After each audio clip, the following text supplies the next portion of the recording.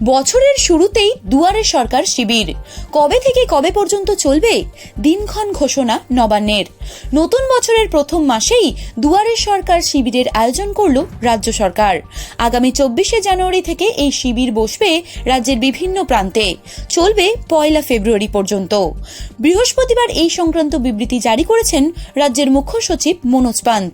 রাজ্য সরকারের বিভিন্ন প্রকল্পের নাম নথিভুক্ত করা বা যে কোনো পরিবর্তনের আবেদন গ্রহণ করা হবে দুয়ারে সরকারের শিবিরে।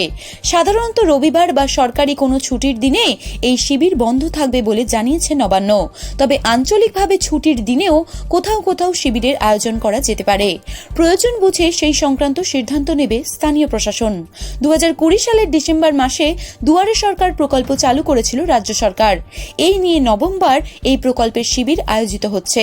এর মাধ্যমে রাজ্য সরকারের বিভিন্ন প্রকল্পগুলির সুবিধা পেতে পারেন মানুষ। কোনো সরকারি দফতরে গিয়ে প্রকল্পে নাম নথিভুক্ত করা বা ওই প্রকল্প সংক্রান্ত অন্য কোনো কাজ করার প্রয়োজন পড়ে না।